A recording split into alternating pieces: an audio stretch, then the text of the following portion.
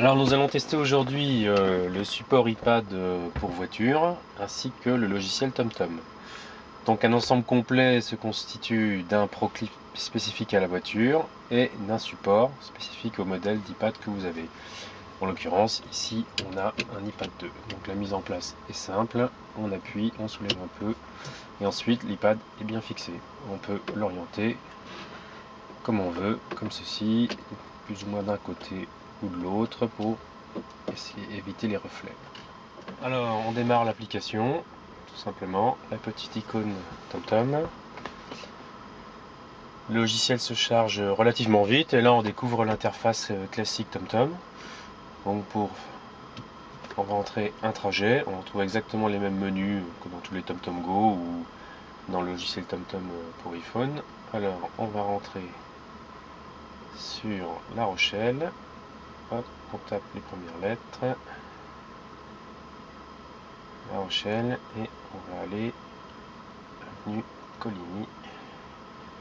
Avenue de Coligny. Hop, au hasard. Sélectionné. Et donc là, le calcul se fait. Bon, ça a été très vite, il n'y a pas beaucoup de distance, mais même pour des trajets plus longs, la rapidité du calcul est vraiment impressionnante. Hop, terminé. Et donc là, la navigation va pouvoir commencer. Alors, c'est parti avec la navigation. Après 200 mètres, au rond-point, tournez à droite, première sortie, rue Jean-Baptiste Colbert. Donc l'affichage est vraiment confortable, avec des problèmes de vue, là, il n'y a pas de souci. L'affichage est également très fluide. Le nom des rues est cité, enfin bref, on retrouve les fonctions habituelles des logiciels TomTom. On a à peine démarré que la carte se met en mouvement, elle pivote doucement, de façon linéaire, c'est très agréable et très fluide. Après 200 mètres, traversez le rond-point, deuxième sortie, puis tournez à gauche.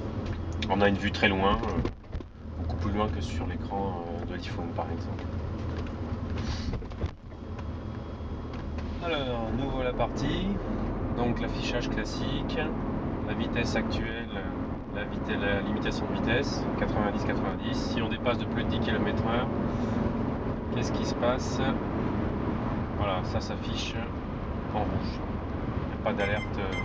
Ah, et là, parfait, il nous indique un radar à 300 mètres. Donc, on va se mettre à 90. Donc ça, c'est en standard avec le logiciel TomTom. Hein. C'est sans supplément. Ah, le radar était juste là.